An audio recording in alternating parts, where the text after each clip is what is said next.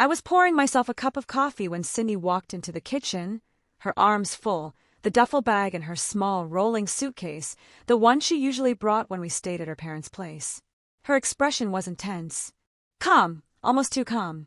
"I think I need some space," she said, pausing a few steps into the room, like the tiles between us were a line she wasn't sure she should cross. "Space from what?" I asked, even though deep down I already knew. "From us," she replied, her voice even. "From the marriage. I just need time to sort through things in my head. A few weeks, not forever." I stared at her for a long moment. She wasn't teary, wasn't shaking. Her words were steady, rehearsed.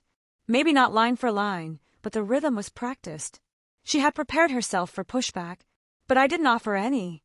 "All right," I said, moving aside. "No questions?" she asked. "No," I replied. She blinked, probably expecting something more, an argument, a plea, maybe some kind of emotional gesture. But I had already felt her slipping away weeks ago. Her body was here, but her mind had checked out. Dinner had turned into silence, and that silence was often louder than anything else in the room. She walked to the front door. No hug, no discussion. Just a quick, "I'll reach out," tossed over her shoulder. Then she left. I stood there for a while, numb. Not thinking. Just standing. That was Saturday. By Sunday, the house felt emptier. Not in a dramatic, crushing way, just quiet. Undisturbed. The days started to blur together. I still got up at 6:15. Went to the gym. Took my usual shower. Dived into emails and meetings. Cindy's slippers were still by the side of the bed. I didn't move them. I wasn't pretending she hadn't left. I just didn't feel any urgency to rearrange things yet. I needed to know what life felt like without her before I changed anything. Oddly enough, it wasn't unbearable. The silence didn't weigh on me like I'd assumed it would. Jonathan, my younger brother, dropped by on Wednesday night. He brought over a couple of beers and a large pizza like we were back in our college days. He glanced around the place before asking, "You doing all right?" "I'm okay," I told him. We didn't dwell on it. We watched the game, cracked a few jokes, and left it at that. The next morning, I went into the kitchen and noticed something small but telling. Her red mug, the one with the chipped handle she always used, was gone from the dish rack. She must have packed it. That told me more than anything she'd said. People don't take their favorite mug when they plan to come back. Friday came. I worked late. Came home to an orderly house and some leftovers. Watched a movie she never liked. Slept soundly. There were no breakdowns in the shower. No crying into my pillow. Just space. Not the kind she requested, the kind I didn't realize I'd needed. It was the 12th night since she walked out. I remembered because I had just poured a drink and was halfway through a slow-paced documentary on wildlife migration. The kind of thing Cindy used to say gave her a weird sadness. Around 11:40 p.m., my phone buzzed. Her name lit up the screen. She hadn't called or messaged once since she left. I let it ring twice before answering. "Hey," she said. Her voice was soft, slightly sluggish. Not trembling, but slower, like she'd had wine, or something stronger. "Hey," I replied. There was a pause. "I wasn't sure if I should call," she said finally. "It's late." I said nothing. "I was just thinking about that documentary you watched last year, you remember? The one about Arctic wolves. You told me the alpha pair mates for life. Remember that?" I didn't respond to the question. "Are you calling to talk about wolves, Cindy?" She let out a quick breath. "No. I don't know. I've been thinking. About us. The quiet where I'm staying, it doesn't feel the same. Yours feels like you chose it. Like it fits." I stayed quiet. "Do you miss me?" she asked. That was the real reason she called. She needed to hear the answer. "I'm not sure yet," I said honestly. Another pause. "Okay," she whispered. There was music in the background, something soft and nostalgic. She always played her old playlists when she got sentimental. "You don't have to be cold, Martin," she said gently. "I'm not cold," I told her. Just being honest. She didn't say goodbye. She hung up. I stared at the phone for a few moments, then opened my contacts, scrolled to her name, and deleted it. Not out of anger. I just didn't want to leave a space open for someone who wasn't sure she wanted to stay. That Monday, Ava from work caught me in the elevator. We'd never really talked outside meetings. She was in sales, sharp-eyed and blunt in ways that made most people nervous. "Got a minute?" she asked. "Sure." She hesitated. Wasn't sure if I should bring this up, but I saw Cindy over the weekend. I didn't react. "Where?" "Riverfield Music Hall. Friday night." I nodded slowly. "She likes that place." She wasn't alone, Ava added, watching me closely. "Tall guy. Gray jacket. Glasses. They looked close." "In what way?" "They shared a drink. Their arms touched a lot. She leaned into him during the set. Smiled a lot. You know the look." I nodded again. "Thanks for telling me." "You okay?" she asked. "I'm fine." And I meant it. That night, I came home, pulled out our wedding album, sat with it for a while, then placed it in a storage bin in the closet. Not out of bitterness, just letting go of the illusion that the pictures still represented our reality. Then I opened her side of the dresser. A few of her things were still there. A scarf, a bottle of perfume, an old hoodie. I packed them into a small cardboard box, taped it shut, and moved it into the garage. No note. No drama. She had asked for space, but she didn't use it to reflect. She used it to explore someone else. The next morning, I drove downtown and filed the paperwork for divorce. No second thoughts. Just a quiet decision that felt long overdue. She said she needed a pause from the marriage. But I was beginning to realize something bigger. She didn't pause the marriage, she paused responsibility. Exactly 3 weeks after she left, on a Saturday, I got back from a run and the doorbell rang. I opened the door and saw her. No makeup, hoodie pulled tight, hair in a simple ponytail. But it wasn't her face that struck me. It was how she stood, uncertain, like even she didn't know whether she was planning to step forward or walk away. "Can we talk?" she asked gently. I didn't answer right away, just let the question linger in the air for a moment. Then I stepped aside. She walked in slowly, like someone stepping into a memory they weren't sure they belonged in anymore. Her eyes drifted across the living room, as if things had changed in her absence. But everything was untouched, just as she'd left it.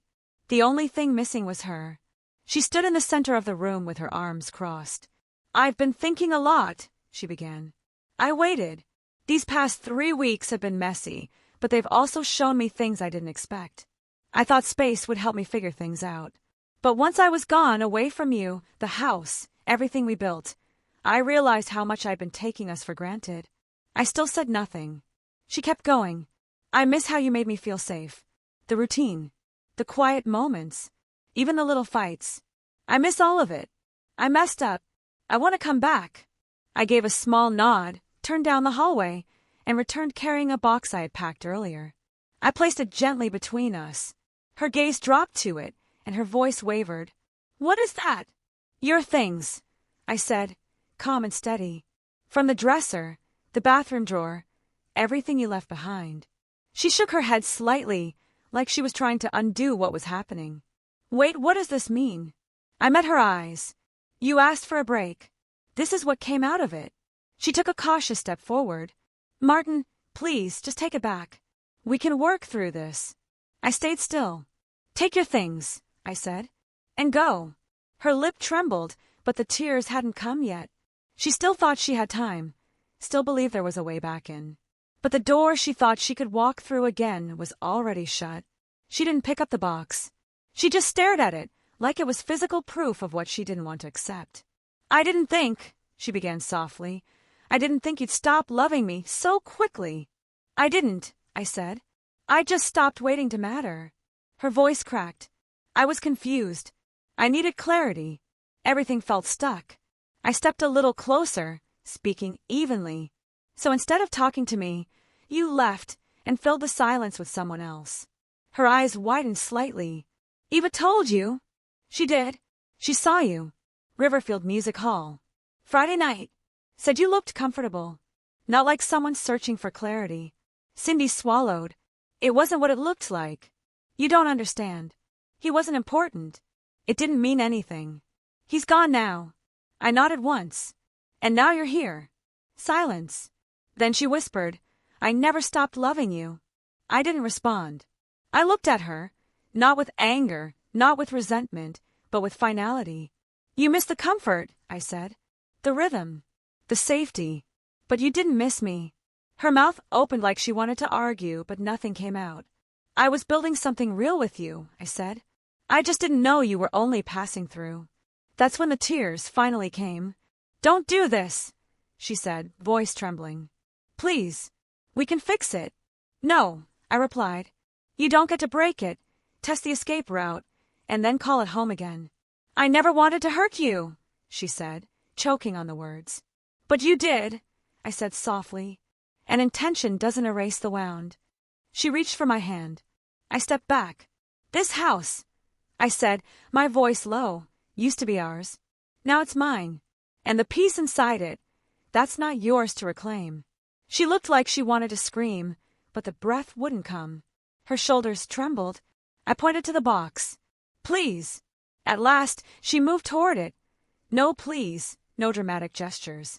Just a slow, painful recognition that her break had a cost. A week later, Jonathan called to give me a heads up. Cindy asked about you, he said. She hadn't said much, just the usual. How I was doing, if I was seeing anyone. Questions that didn't need answers anymore. Jonathan hadn't told her anything. I appreciated that. There was nothing left to explain. Before we hung up, he paused. You don't sound angry, he said. Not even sad. Just done. He was right. I wasn't carrying grief anymore. No tight chest. Number 2 yem spirals. It wasn't bitterness. It was clarity. The kind that settles in once you stop convincing someone of your worth. By then, the divorce had already been finalized, clean, uncontested. She didn't ask for the house. Maybe out of guilt. Maybe because she knew I wouldn't let it go. We divided the rest like adults. No screaming matches. No messy court battles. Just signatures and paperwork. When she walked out of that office, she took her copy of the documents and didn't glance back. In the weeks that followed, I began to fill the space differently. I joined a local weekend basketball league, grabbed drinks with coworkers, went on a few dates. One of them was with a woman named Julia. Smart, straightforward, no drama, just easy conversation and honest laughter. No one brought up Cindy. I didn't either. But sometimes a message would pop up from an old friend, a mutual connection. She's been asking about you. She said she still loves you, that she regrets everything. I started giving the same answer every time. Please stop relaying what she says. I'm not listening anymore. Not out of anger. Because it didn't matter. Cindy made her choice. So did I. The difference. Mine was permanent. You can't rebuild something when only one person's holding the bricks. I wasn't going to carry it all anymore. The silence she left behind used to echo. Now it sounded like peace. 3 months later, I got an invitation to Michael's wedding. A friend from college we both knew. I showed up alone. Navy suit. Clean shave. No expectations. About 20 minutes in, I saw her. Cindy.